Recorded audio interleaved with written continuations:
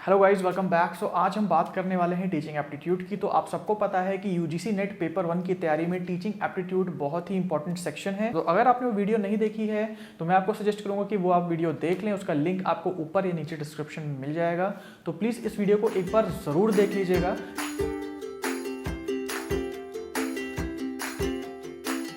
अगला पॉइंट है factors affecting teaching, जिसका कि मतलब है कि कौन कौन से ऐसे फैक्टर्स हैं, कौन कौन से ऐसे बाहरी चीज़ें हैं जो कि टीचिंग को प्रभावित कर सकती हैं। जैसे जो भी यूनिवर्सिटी है या कॉलेज है, वहाँ भी टीचर को अदर काम ना दिया जाए, उसको ज़्यादा से ज़्यादा फोकस किया जाए कि वो स्टूडेंट्स के स्किल्स को डेवलप कर पाए, उनके बिहेवियर को मॉडिफाई कर पाए, रादर देन कि वो अदर ऑफिशियल्स काम करें। तो ये सब जो चीज़ें हैं ये फैक्टर्स अफेक्टिंग टीचिंग के अंतर्गत आती हैं। इसके अलावा हमारे सिलेबस में है मेथड्स ऑफ टीचिंग, जिसका कि मतलब है कि क्या क्या टीचिंग के तरीके होते हैं। तो उसमें 3 बेसिक मेथड्स की ज़्यादातर बात कही गई है।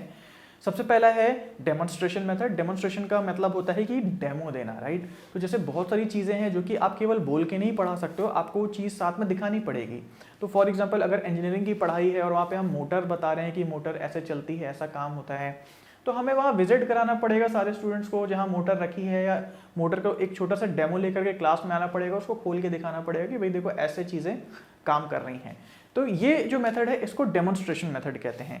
इसके अलावा जहाँ केवल हमें थ्योरी सीखनी है, जहाँ हमें केवल जैसे अभी हम कर रहे हैं तो हम थ्योरेटिकल बातें कर रहे हैं, तो इसके लिए लेक्चर मेथड काफ़ी है। लेक्चर मेथड का मतलब है कि टीचर जो है वो थ्योरेटिकल कॉन्सेप्ट्स को एलोबरेट कर रहा है और स्टूडेंट्स वहाँ पे सुन रहे हैं। तो ये जो हमारा कॉन्सेप्ट है ये आता है लेक्चर मेथड में।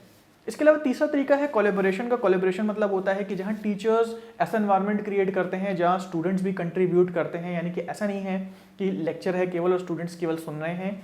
वहाँ पे स्टूडेंट्स भी एक्टिवली पार्टिसिपेट कर रहे हैं उस एक्टिविटी में, टीचर भी एक्टिवली पार्टिसिपेट कर रहा है और वहाँ पे लर्निंग हो रही है। तो अच्छा एग्जाम्पल है जैसे ग्रुप डिस्कशन, राइट। तो जो टॉपिक है वो टीचर इनिशिएट करता है, वो बच्चों को देता है और बच्चे भी उसमें एक्टिवली सोचने लगते हैं कि जो टीचर ने बोला है क्या वो उसने सही बोला है, क्या गलत बोला है। तो डिफरेंट टाइप की यहाँ राय हो जाती हैं और सारे के सारे लोग मिलकर एक्टिवली पार्टिसिपेट करते हैं। ये पॉइंट है कोलैबोरेशन का। इसके अलावा अगला पॉइंट है सिलेबस में टीचिंग एड्स का। इसका मतलब है वो सारी सामग्रियां या वो सारी चीज़ें जो कि पढ़ाई में टीचर को मदद करती है, कोई चीज़ एक्सप्लेन करने में टीचर को बहुत ज़्यादा हेल्प करती हैं। तो बहुत सारी चीज़ें हैं। आप देखते हैं अगर एक टीचर है, सपोज एक टीचर है वो मैथ्स में बहुत अच्छा है, लेकिन जब तक आप उसको व्हाइट बोर्ड नहीं दोगे, जब तक आप उसको मार्कर नहीं दोगे, वो आपको चीज़ें कैसे समझाएगा।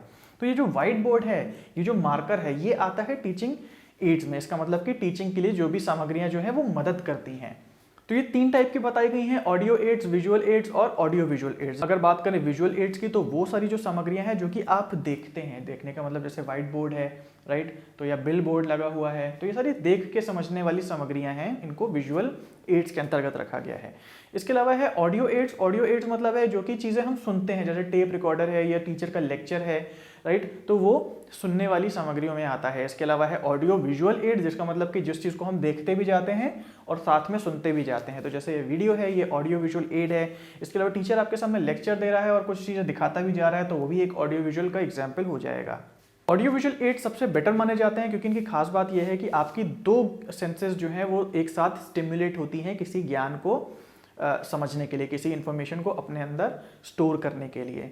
सो अगर ऑडियो विजुअल एड की बात करें तो आपकी आंख भी लग रही है, वहाँ आपके कान भी लग रहे हैं। और अगर बात करें केवल ऑडियो या केवल विजुअल एड्स की तो उसमें केवल आंख या कान लग रही है। तो ये एक रिसर्च है जिसमें पता लगाया गया है कि जितनी ज़्यादा सेंसेस की इन्वॉल्वमेंट होती है, जितनी ज़्यादा आपकी सेंसेस लगी रहती हैं कोई चीज़ सीखने के लिए, उतनी ज़्यादा वहाँ पर लर्निंग होती है। ओके गाइस, सो ये सब है सिलेबस में जिसमें कि ये सब बताया गया है कि टीचिंग क्या है, लर्निंग क्या है, टीचिंग एड्स क्या है, टीचिंग के तकनीक क्या है, लर्नर्स के कितने टाइप्स हैं। तो ये सब चीज़ें हमें पढ़नी होती हैं ताकि जब हमारी अंडरस्टैंडिंग इन सब चीज़ों पे अच्छी हो जाए तो हम एक अच्छे टीचर बन पाएँ, क्योंकि हमें पता होगा कि इन्फॉर्मेशन का जो फ्लो होता है वो कैसे होता है और किस तरीके से लर्निंग अच्छी तरीके से हो सकती है। तो ये सब चीज़ें जानना बहुत ज़रूरी है।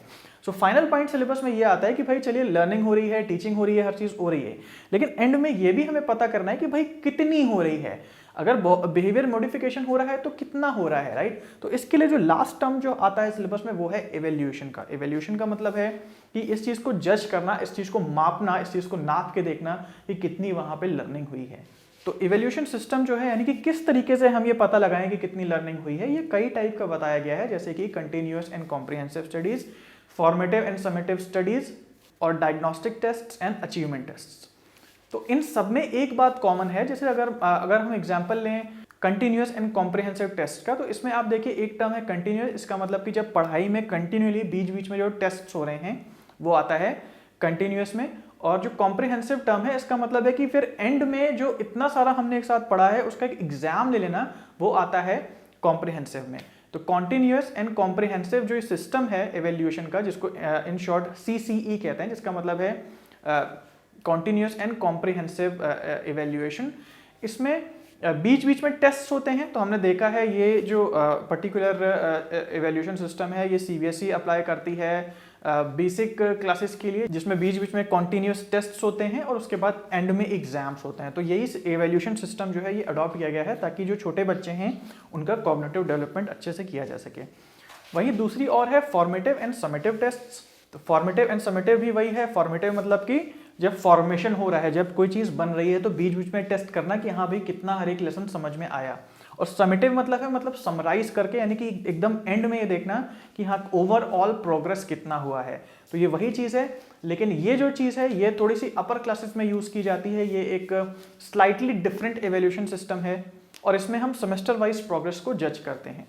और वही चीज़ डायग्नोस्टिक टेस्ट और अचीवमेंट टेस्ट में भी है, जिसका मतलब है कि जो डायग्नोस्टिक का मतलब है कि आखिर प्रॉब्लम कहाँ है उसका पता लगाना। तो कोई भी एक कोर्स के थ्रू जो लर्नर लर्निंग कर रहा है तो बीच बीच में हमें देखना पड़ेगा डायग्नोसिस करके कि कहाँ कहाँ प्रॉब्लम आ सकती है और या फिर आ रही है, या फिर क्या उसके सोल्यूशंस हो सकते हैं उसको ओवरकम करने के। इसके अलावा दो टेस्ट और हैं, जैसे क्राइटेरियन रेफरेंस टेस्ट और नॉर्म रेफरेंस टेस्ट। तो क्राइटेरिया और नॉर्म को यहाँ पे देख लेते हैं। तो जैसे हम यहाँ UGC नेट का जो पेपर है वो नॉर्म रेफरेंस में आता है, क्योंकि यहाँ पे एक नॉर्म है, एक पर्टिकुलर कट ऑफ सेट है कि भाई इसके ऊपर अगर आप आए तो नेट, इसके नीचे अगर आप आए तो नॉन नेट। तो ये नॉर्म रेफरेंस टेस्ट है। इसके अलावा अगर बात करें हमारे जितने भी अभी तक पेपर हुए हैं, राइट, इंटर में जो भी हमने दिया, बोर्ड में दिया, ग्रेजुएशन में दिया, ये सारे के सारे नॉर्म रेफरेंस है, क्योंकि इसमें एक कट ऑफ बनी हुई है कि भैया 33% के नीचे फेल हो जाएंगे, 33% के ऊपर पास होंगे, राइट। अगर 60% आए तो डिस्टिंक्शन है, नीचे आए तो कोई डिस्टिंक्शन नहीं है। तो यहाँ पे एक परसेंटेज का नॉर्म सेट है, इसलिए इसको नॉर्म रेफरेंस टेस्ट कहते हैं। वहीं पे अगर बात करें क्राइटेरियन रेफरेंस टेस्ट की, तो उसमें क्या है कि आप में से काफी लोगों को पता होगा कैट और मैट के पेपर्स होते हैं, तो उसमें यहाँ पे परसेंटेज नहीं बल्कि परसेंटाइल का यूज होता है। तो परसेंटाइल का मतलब एक फिक्स्ड परसेंटेज नहीं है कि भाई 30% लाना ही लाना है, ये सेक्शनल कट ऑफ है, इसके ऊपर जाना है, ऐसा कुछ नहीं होता। वहां पे ये होता है कि जितने लोग ओवरऑल पेपर दे रहे हैं उसमें आपकी परफॉर्मेंस जो है बाकी सबके हिसाब से किस मुकाबले है। तो इसको अगर हम ऐसे देखें कि सपोज 10 लोग पेपर दे रहे हैं और पेपर में माइनस मार्किंग भी है, सबके नंबर माइनस में आ गए क्योंकि उन्होंने सही सवाल कम किए, गलत सवाल ज्यादा किए। लेकिन अगर कोई ऐसा पर्सन है जिसने सही सवाल और गलत सवाल बराबर ही किया और उसका नंबर कुल मिला के 0 हो गया, तो उसको फर्स्ट माना जाएगा। तो ये क्राइटेरियन रेफरेंस में होता है कि ऐसे पर्सन को फर्स्ट मान लिया जाएगा और उसका पूरा का पूरा 100% आ जाएगा। तो 100% का मतलब ये होता है कि बाकी जितने लोगों ने, बाकी 100% लोगों ने पेपर दिया, मेरा परफॉर्मेंस उन सबसे ऊपर है, यानी कि 100% लोग जो हैं वो मेरे नीचे हैं। तो ये क्राइटेरियन रेफरेंस टेस्ट में आता है, और जो कि कैट मैट या जो दूसरे मैनेजमेंट के जो एग्जाम्स होते हैं उसमें फॉलो होता है। सो ये ओवरऑल हमारे इवैल्यूएशन सिस्टम्स हैं जो कि प्रेजेंटली एजुकेशन सिस्टम में यूज हो रहे हैं। तो गाइज ये है पूरा syllabus. And guys trust me कि टीचिंग एप्टीट्यूड ऐसी चीज़ है कि अगर आपको इससे थोड़ा बहुत भी समझ आ गया कि किस किस चीज़ के बारे में बात हो रही है, तो बहुत ज़्यादा आपको पढ़ने की ज़रूरत नहीं पड़ेगी। थोड़ा सा भी अगर आप रेफर कर लें और उसके बाद ये देखें कि किस तरीके से यूजीसी चाहता है कि हम ये चीज़ों को जानें और थोड़ा सा कॉमन सेंस अपना डेवलप करें। तो डेवलपमेंट आपका पुरानी इसके क्वेश्चन पेपर्स देख के भी हो सकता है। अपनी गलती पहचानिए और अपने कॉमन सेंस को इम्प्रूव करते चले जाइए कि कहाँ कहाँ गलती हो रही है और क्यों हो रही है, राइट। तो अगर सपोज किसी क्वेश्चन का कोई आंसर है, कोई रीज़न है, आपके कॉमन सेंस से वो मैच नहीं कर रहा, आप सोच रहे हैं कि यार ये होना चाहिए आंसर की में कुछ और लिखा हुआ है, तो बस आपको क्या करना है कि थोड़ा सा अपने कॉमन सेंस को अपडेट करते जाना है। ओके, इसका मतलब यूजीसी जो है वो इस चीज़ को सही मानता है। और धीरे धीरे धीरे जब आप 10, 20, 30, 40, 50 क्वेश्चंस लगा लेंगे तो आपको ओवरऑल आइडिया होने लगेगा लगाते लगाते कि आखिर क्या सही आंसर होगा। तो ये कॉमन सेंस वाली ट्रिक आपको अपनानी है इसके अंदर।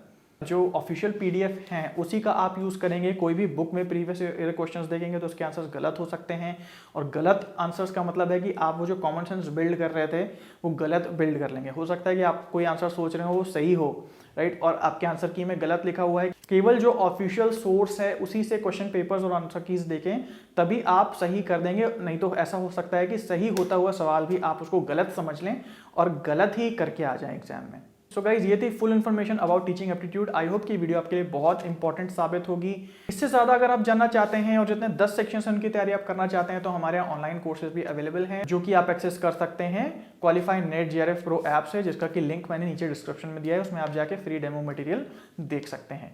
अगर आपको हमारे पेपर उनके ऑनलाइन कोर्स के बारे में जानकारी चाहिए तो आप इस नंबर पर कॉन्टैक्ट करके भी जानकारी प्राप्त कर सकते हैं। सो गाइस, अगर आपको ये वीडियो पसंद आई हो प्लीज़ इसे लाइक करें और ऐसी वीडियो को शेयर ज़रूर कर दिया करें, क्योंकि ये काफ़ी लोगों के लिए बहुत इंपॉर्टेंट साबित हो सकती है। ऐसे ही UGC नेट से रिलेटेड वीडियोस देखने के लिए चैनल को सब्सक्राइब जरूर कर दें और बगल में बेल बटन जरूर दबा दीजिएगा।